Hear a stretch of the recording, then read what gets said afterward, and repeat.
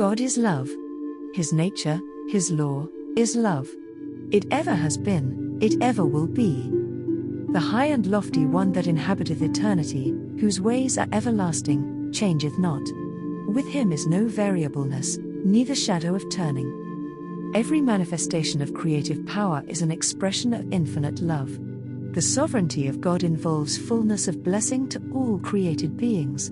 The psalmist says, "Strong is thy hand, and high is thy right hand. Righteousness and judgment are the foundation of thy throne. Mercy and truth go before thy face. Blessed is the people that know the joyful sound. They walk, O Lord, in the light of thy countenance. In thy name do they rejoice all the day. And in thy righteousness are they exalted. For thou art the glory of their strength.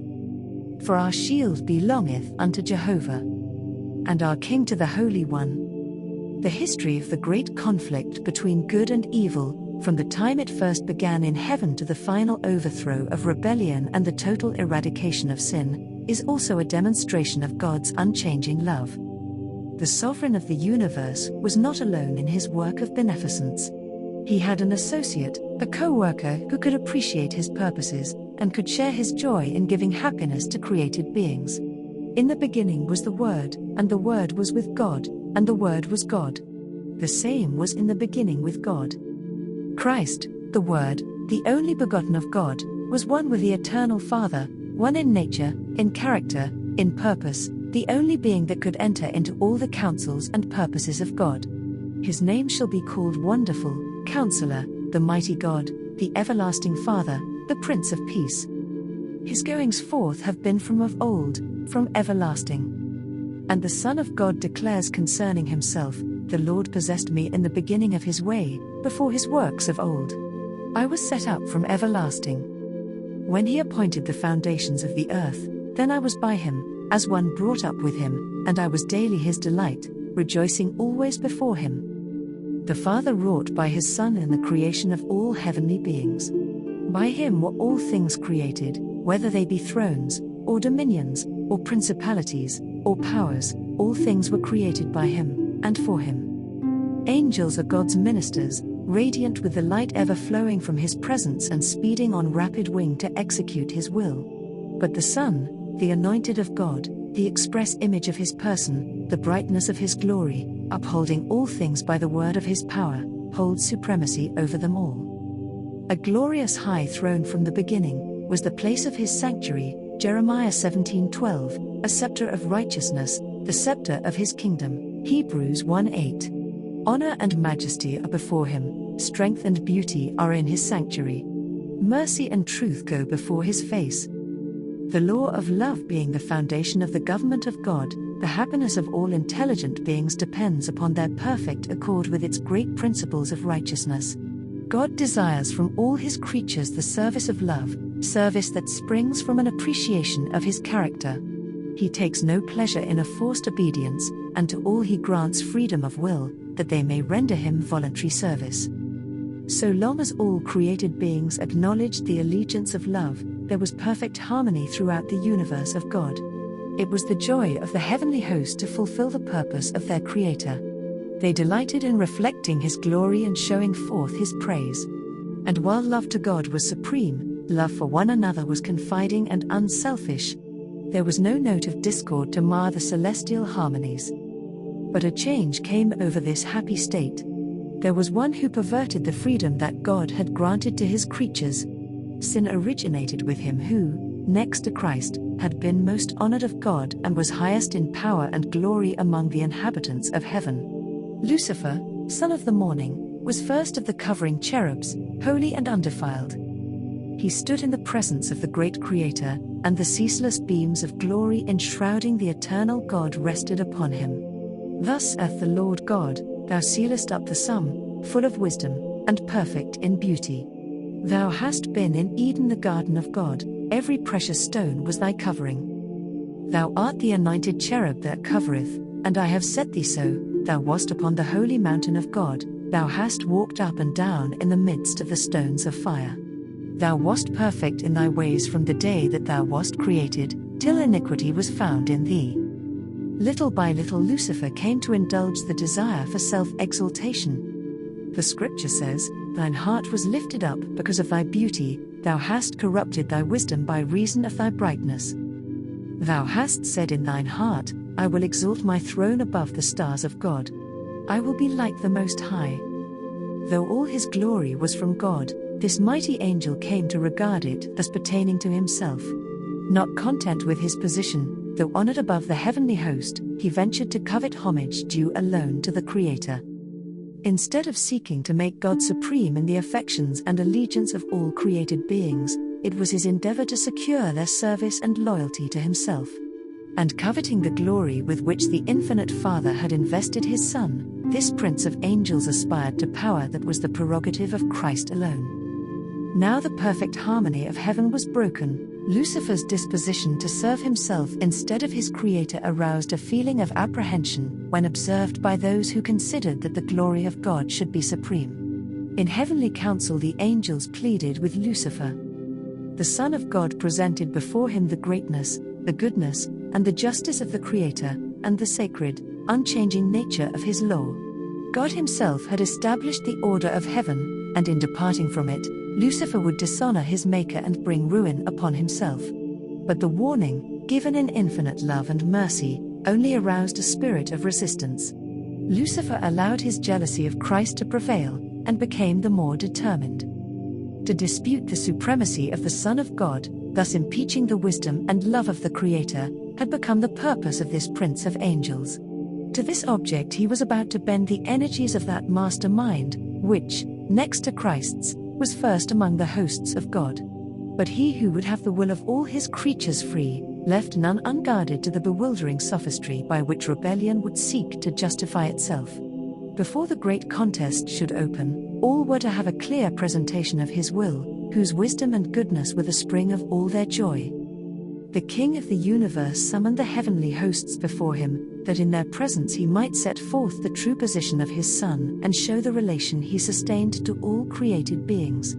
The Son of God shared the Father's throne, and the glory of the eternal, self-existent One encircled both. About the throne gathered the holy angels, a vast, unnumbered throng, 10,000 times 10,000, and thousands of thousands. The most exalted angels, as ministers and subjects, rejoicing in the light that fell upon them from the presence of the Deity.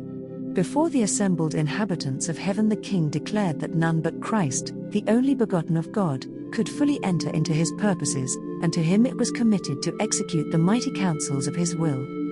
The Son of God had wrought the Father's will in the creation of all the hosts of heaven, and to him, as well as to God, their homage and allegiance were due. Christ was still to exercise divine power in the creation of the earth and its inhabitants. But in all this he would not seek power or exaltation for himself contrary to God's plan, but would exalt the Father's glory and execute his purposes of beneficence and love. The angels joyfully acknowledged the supremacy of Christ, and prostrating themselves before him, poured out their love and adoration. Lucifer bowed with them, but in his heart there was a strange, fierce conflict. Truth, justice, and loyalty were struggling against envy and jealousy. The influence of the holy angels seemed for a time to carry him with them, as songs of praise ascended in melodious strains, swelled by thousands of glad voices. The spirit of evil seemed vanquished, unutterable love thrilled his entire being, his soul went out, in harmony with the sinless worshippers, in love to the Father and the Son. But again he was filled with pride in his own glory. His desire for supremacy returned, and envy of Christ was once more indulged. The high honors conferred upon Lucifer were not appreciated as God's special gift, and therefore, called forth no gratitude to his Creator. He gloried in his brightness and exaltation and aspired to be equal with God. He was beloved and reverenced by the heavenly host, angels delighted to execute his commands, and he was clothed with wisdom and glory above them all. Yet the Son of God was exalted above him, as one in power and authority with the Father. He shared the Father's counsels, while Lucifer did not thus enter into the purposes of God. Why, questioned this mighty angel, should Christ have the supremacy? Why is he honored above Lucifer? Leaving his place in the immediate presence of the Father, Lucifer went forth to diffuse the spirit of discontent among the angels. He worked with mysterious secrecy, and for a time concealed his real purpose under an appearance of reverence for God. He began to insinuate doubts concerning the laws that governed heavenly beings, intimating that though laws might be necessary for the inhabitants of the worlds, angels, being more exalted, needed no such restraint, for their own wisdom was a sufficient guide. They were not beings that could bring dishonor to God, all their thoughts were holy, it was no more possible for them than for God himself to err. The exaltation of the Son of God as equal with the Father was represented as an injustice to Lucifer, who, it was claimed, was also entitled to reverence and honor. If this Prince of Angels could but attain to his true, exalted position, great good would accrue to the entire host of heaven, for it was his object to secure freedom for all. But now even the liberty which they had hitherto enjoyed was at an end, for an absolute ruler had been appointed them, and to his authority all must pay homage. Such were the subtle deceptions that through the wiles of Lucifer were fast obtaining in the heavenly courts. There had been no change in the position or authority of Christ. Lucifer's envy and misrepresentation and his claims to equality with Christ had made necessary a statement of the true position of the Son of God, but this had been the same from the beginning. Many of the angels were, however, blinded by Lucifer's deceptions. Taking advantage of the loving, loyal trust reposed in him by the holy beings under his command, he had so artfully instilled into their minds his own distrust and discontent that his agency was not discerned. Lucifer had presented the purposes of God in a false light, misconstruing and distorting them to excite dissent and dissatisfaction. He cunningly drew his hearers on to give utterance to their feelings, then these expressions were repeated by him when it would serve his purpose, as evidence that the angels were not fully in harmony with the government of God. While claiming for himself perfect loyalty to God, he urged that changes in the order and laws of heaven were necessary for the stability of the divine government. Thus, while working to excite opposition to the law of God and to instill his own discontent into the minds of the angels under him, he was ostensibly seeking to remove dissatisfaction and to reconcile disaffected angels to the order of heaven. While secretly fomenting discord and rebellion, he with consummate craft caused it to appear as his sole purpose to promote loyalty and to preserve harmony and peace. The spirit of dissatisfaction thus kindled was doing its baleful work. While there was no open outbreak, division of feeling imperceptibly grew up among the angels. There were some who looked with favor upon Lucifer's insinuations against the government of God. Although they had heretofore been in perfect harmony with the order which God had established, they were now discontented and unhappy because they could not penetrate his unsearchable counsels. They were dissatisfied with his purpose in exalting Christ. These stood ready to second Lucifer's demand for equal authority with the Son of God. But angels who were loyal and true maintained the wisdom and justice of the divine decree and endeavored to reconcile this disaffected being to the will of God. Christ was the Son of God, he had been one with him before the angels were called into existence. He had ever stood at the right hand of the Father, his supremacy, so full of blessing to all who came under its benignant control, had not heretofore been questioned. The harmony of heaven had never been interrupted, wherefore should there now be discord? The loyal angels could see only terrible consequences from this dissension, and with earnest entreaty they counseled the disaffected ones to renounce their purpose and prove themselves loyal to God by fidelity to his government. In great mercy, according to his divine character, God bore long with Lucifer. The spirit of discontent and disaffection had never before been known in heaven. It was a new element, strange, mysterious, unaccountable. Lucifer himself had not at first been acquainted with the real nature of his feelings. For a time he had feared to express the workings and imaginings of his mind, yet he did not dismiss them. He did not see whither he was drifting. But such efforts as infinite love and wisdom only could devise, were made to convince him of his error. His disaffection was proved to be without cause, and he was made to see what would be the result of persisting in revolt. Lucifer was convinced that he was in the wrong. He saw that the Lord is righteous in all his ways, and holy in all his works, that the divine statutes are just, and that he ought to acknowledge them as such before all heaven. Had he done this, he might have saved himself and many angels. He had not at that time fully cast off his allegiance to God. Though he had left his position as covering cherub, Yet if he had been willing to return to God, acknowledging the Creator's wisdom, and satisfied to fill the place appointed him in God's great plan, he would have been reinstated in his office. The time had come for a final decision: he must fully yield to the divine sovereignty or place himself in open rebellion. He nearly reached the decision to return, but pride forbade him. It was too great a sacrifice for one who had been so highly honored to confess that he had been in error, that his imaginings were false, and to yield to the authority which he had been working to prove unjust. A compassionate Creator, in yearning pity for Lucifer and his followers, was seeking to draw them back from the abyss of ruin into which they were about to plunge. But his mercy was misinterpreted. Lucifer pointed to the long-suffering of God as an evidence of his own superiority, an indication that the King of the universe would yet accede to his terms.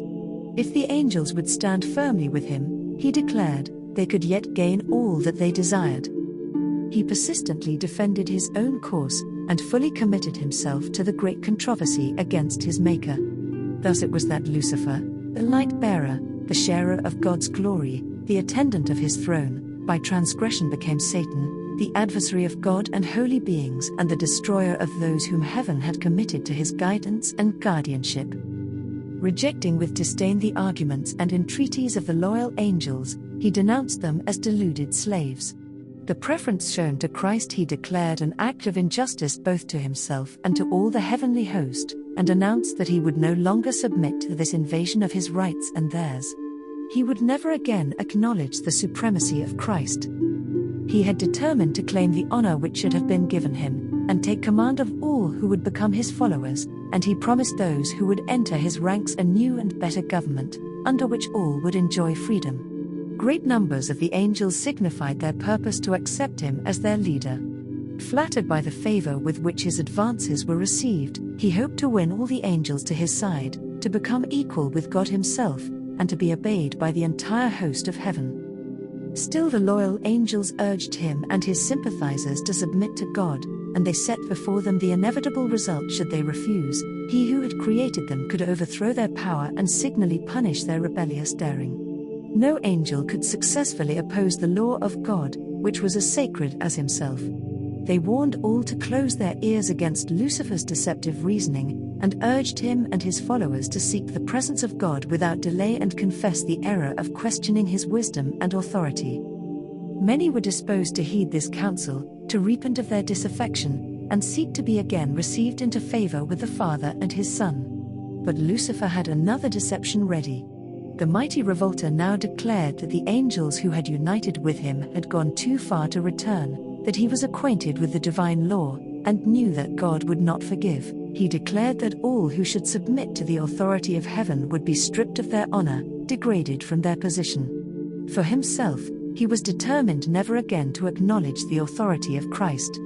The only course remaining for him and his followers, he said, was to assert their liberty, and gain by force the rights which had not been willingly accorded them. So far as Satan himself was concerned, it was true that he had now gone too far to return. But not so with those who had been blinded by his deceptions. To them the counsel and entreaties of the loyal angels opened a door of hope, and had they heeded the warning, they might have broken away from the snare of Satan. But pride, love for their leader, and the desire for unrestricted freedom were permitted to bear sway, and the pleadings of divine love and mercy were finally rejected. God permitted Satan to carry forward his work until the spirit of disaffection ripened into active revolt. It was necessary for his plans to be fully developed, that their true nature and tendency might be seen by all. Lucifer, as the anointed cherub, had been highly exalted. He was greatly loved by the heavenly beings, and his influence over them was strong. God's government included not only the inhabitants of heaven, but of all the worlds that he had created, and Lucifer had concluded that if he could carry the angels of heaven with him in rebellion, he could carry also all the worlds. He had artfully presented his side of the question, employing sophistry and fraud to secure his objects. His power to deceive was very great. By disguising himself in a cloak of falsehood, he had gained an advantage. All his acts were so clothed with mystery that it was difficult to disclose to the angels the true nature of his work. Until fully developed, it could not be made to appear the evil thing it was, his disaffection would not be seen to be rebellion. Even the loyal angels could not fully discern his character or see to what his work was leading. Lucifer had at first so conducted his temptations that he himself stood uncommitted. The angels whom he could not bring fully to his side, he accused of indifference to the interests of heavenly beings. The very work which he himself was doing, he charged upon the loyal angels. It was his policy to perplex with subtle arguments concerning the purposes of God. Everything that was simple he shrouded in mystery, and by artful perversion cast out upon the plainest statements of Jehovah. And his high position, so closely connected with the divine government, gave greater force to his representations. God could employ only such means as were consistent with truth and righteousness. Satan could use what God could not, flattery and deceit. He had sought to falsify the word of God and had misrepresented his plan of government, claiming that God was not just in imposing laws upon the angels, that in requiring submission and obedience from his creatures, he was seeking merely the exaltation of himself. It was therefore necessary to demonstrate before the inhabitants of heaven, and of all the worlds, that God's government is just, his law perfect. Satan had made it appear that he himself was seeking to promote the good of the universe. The true character of the usurper and his real object must be understood by all. He must have time to manifest himself by his wicked works. The discord which his own course had caused in heaven, Satan charged upon the government of God. All evil he declared to be the result of the divine administration. He claimed that it was his own object to improve upon the statutes of Jehovah. Therefore God permitted him to demonstrate the nature of his claims, to show the working out of his proposed changes in the divine law. His own work must condemn him. Satan had claimed from the first that he was not in rebellion. The whole universe must see the deceiver unmasked. Even when he was cast out of heaven, infinite wisdom did not destroy Satan. Since only the service of love can be acceptable to God, the allegiance of his creatures must rest upon a conviction of his justice and benevolence. The inhabitants of heaven and of the worlds, being unprepared to comprehend the nature or consequences of sin, could not then have seen the justice of God in the destruction of Satan. Had he been immediately blotted out of existence, some would have served God from fear rather than from love. The influence of the deceiver would not have been fully destroyed, nor would the spirit of rebellion have been utterly eradicated. For the good of the entire universe through ceaseless ages, he must more fully develop his principles, that his charges against the divine government might be seen in their true light by all created beings, and that the justice and mercy of God and the immutability of his law might be forever placed beyond all question. Satan's rebellion was to be a lesson to the universe through all coming ages, a perpetual testimony to the nature of sin and its terrible results. The working out of Satan's rule, its effects upon both men and angels, would show what must be the fruit of setting aside the divine authority. It would testify that with the existence of God's government is bound up the well-being of all the creatures he has made.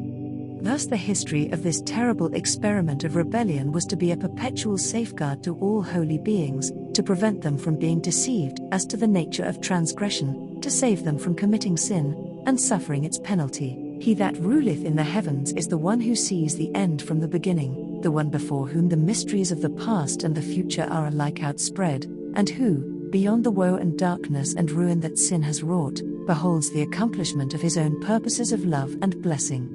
Though clouds and darkness are round about him, righteousness and judgment are the foundation of his throne. And this the inhabitants of the universe, both loyal and disloyal, will one day understand. His work is perfect, for all his ways are judgment, a God of truth and without iniquity, just and right is he.